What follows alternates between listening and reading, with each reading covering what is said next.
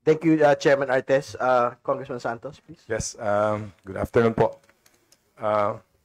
So we've heard the statement of Chairman Artes, and it seems na as legislators here, mukhang may problema ba yung charter natin sa MMDA, Mr. Chairman? Kasi sabi nung charter, as a former local official, I used to represent my mayor sa MMDA council meetings po.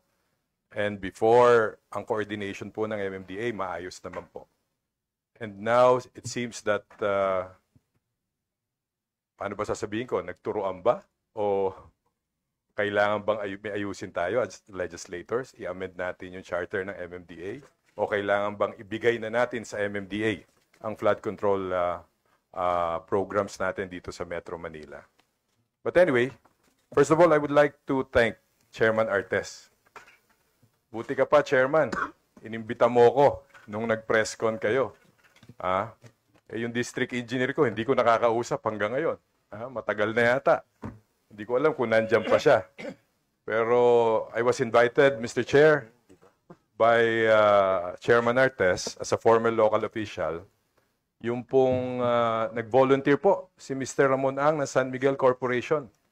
At umupo po sa amin ni Mayor April Aguilar para ayusin po, i-dredge po yung two main rivers namin sa Las Piñas. Ang DPWH po, instead na ayusin yung river namin, with due respect po sa inyong lahat dito, binanggit ko na po yan kay Secretary Bunoan. Hindi ko alam, kasi yung nag-initiate yata ng mga programa na lagyan ng kalsada ang mga ilog sa Las Piñas at mga creeks, paano nyo kaya sasagutin ngayon yun? Kasi wala na yung nag-initiate nun. Baka makasuhan kayo lahat niyan. Iniwan na kayo ni Mama Bear nyo. At hindi naman po ako masamang tao. Ang pinakamaganda po siguro, tibagin nyo na. Kung ayaw nyo, si Chairman ang sasabihan ko na tibagin nyo na yung mga creeks na bumaha sa Las Piñas dito, na hindi naman bumabaha yung mga lugar.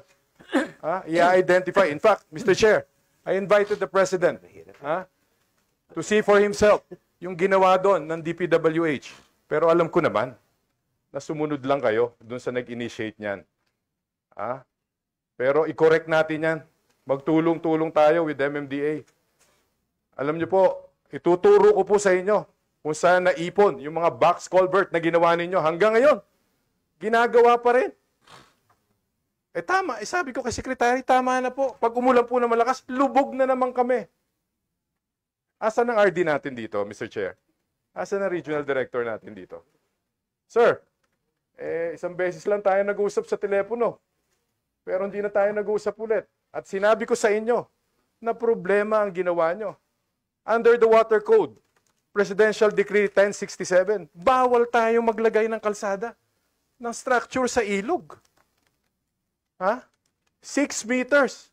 3 meters lang yung easement. Wala si Kong Lani dito. Tinira pa nila yung kabila ng Bacoor para maging 6 meters lang yung kalsada sa Las Piñas.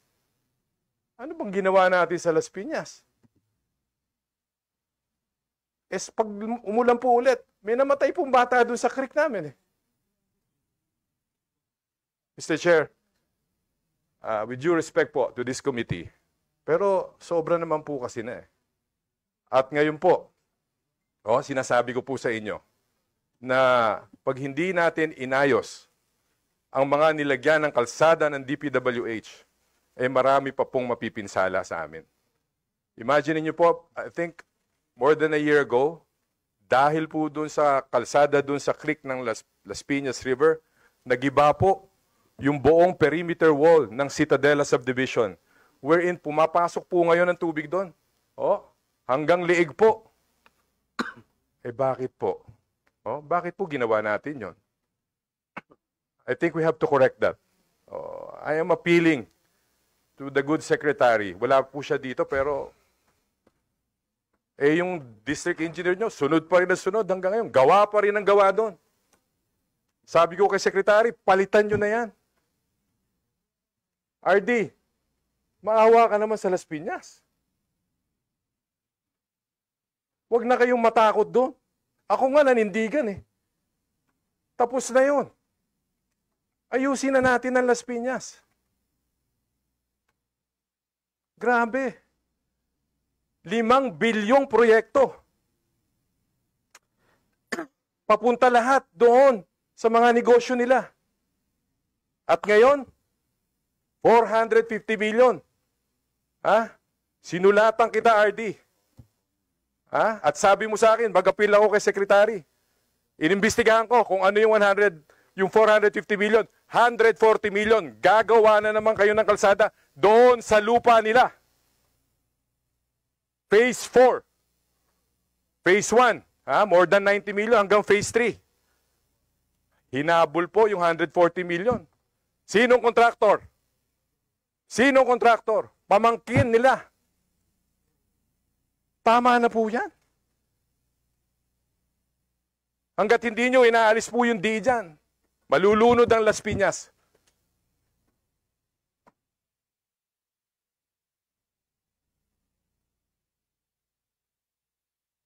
Mr. Chair, alam mo, na-appreciate ko po yung MMDA eh. Kasi in-explain po namin sa San Miguel Infrastructure. Alam niyo po kung magkano gagastusin ng SMC para i-dredge yung mouth ng river namin? More than 300 million pesos. Oh? Eh samantalang hindi ako po makahingi ng pondo ngayon para i-dredge yung river namin. Oh? Hindi nga nagpapakita yung DE sa akin eh. Umiikot po yung mga taga-planning nyo doon. Oh? Tanong ng tanong. Eh sino po sinusunod doon? Ako po ang representative ng mga kababayan namin sa Las Piñas. Hindi po yung dating nakaupo dyan. Mapipilitan po ako na mag-file ng kaso doon sa mga accountable na tao dyan. Kita nyo? Ituturo lang kayo niyan. Wala siyang kinalaman. Siya lang ang nag-initiate. Sinabi ko sa iyo yan, RD. Hindi siya madidimanda, kayong lahat.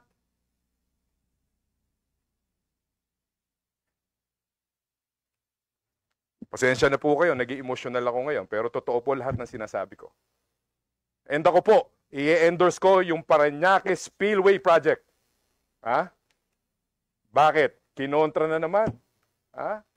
Wala na po yun eh. Bakit takot na takot pa kayo hanggang ngayon? Yung po ang susolve ng baha natin. Parañaque Spillway. Panahon pa ni Pangulong Ferdinand Marcos Sr. yan. Sino umawat? Eh, syempre, si Mama Bear na naman niya. Diba? Ay, hindi ko nasasabihin. Kilala ni Congressman Kimbo si Mama Bear. Eh. Pero anyway, pinapatawa ko lang po kayo.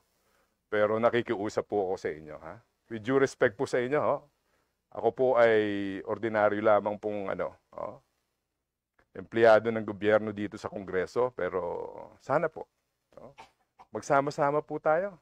Baka pwede tayo mag-usap. RD, RD, pwede tayo mag-usap. Tsaka siguro mag-appoint ka na ng bagong DE doon. Mag-usap tayo. Ako naman po, kahit sino dyan, i-appoint nyo. Pero wag lang po yung, alam ko po, lahat po doon eh. Sa opisina ng district po eh. Inaanak nila. Sekretarya nung dating sekretary. Hindi po ako susundin, no? Sa mga i-recommend ko sa kanila. Nalulunod na po yung mga taga Las Piñas eh. So again, Mr. Chair, maraming salamat po. Naghihintay po ako, Mr. Chair, pero it's worth it po.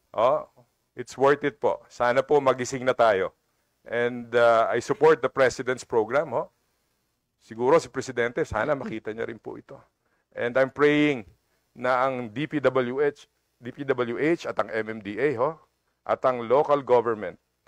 Alam nyo, Mr. Chair, lahat po ng ginawa doon, majority po noon, pag pinareview ko po sa kanila, wala pong building or construction permit yan lahat. There's a need for an investigation po doon sa aming lugar. Eto, uuwi na ako pag may nakasagot sa akin ito. Bakit kayo nagtayo ng flyover sa alignment ng LRT? Sinong gustong sumagot, Mr. Chair? Sinong gustong sumagot? Alignment ng LRT sa gitna ng C5 extension na wala nang babayaran ng gobyerno sa right of way. Nilagyan ng flyover. At ngayon po, i-realign, i-redesign. Yung flyover po, mga 300 million. Alam niyo kung magkano gagastusin ngayon ng LRT? At palalayasin na naman yung mga kababayan ko? E-expropriate na naman yung lupa? Approximately between 1 to 1.5 billion. Tayo pong lahat magbabayad nun kasi sovereign guarantee po yan. Nakita niyo po? 5 billion na River Drive project. Papunta lahat doon sa negosyo nila. Kitang-kita mo yung conflict of interest. Yung kalsadang pinapagawa nila ngayon. I'm telling you now. DPWH. Wala pong deed of donation. Wala pong expropriation. Alam mo sagot sa akin ni DE? GAA po yan. GAA daw. Kasi nag-imbestiga po ako dyan nung konsihal ako eh. At ngayon, yung baha doon sa C5 extension, yung ginawa yung phase 1, phase 2, phase 3, walang drainage system po yan hanggang ngayon. Paano niyo po sasagutin sa akin yung lahat? Sa mga kababayan kong taga Las Piñas. There should be accountability, transparency. Maraming salamat, Mr. Chair. Thank you po. Thank you, Congressman Santos. Just one question. Are you ready to state who this Mama Bear is? I will not, Mr. Chair. Yes, I figured. I will not. In time, maybe. In due time. All right. But I think the people are very happy that the Mama Bear is not there anymore. So you can count on me, DPWH. I will support all your projects in Las Piñas. Gibain nyo lang yung mga obstruction sa waterway namin sa Las Piñas. Kahit hindi ko na po kausapin yung DE.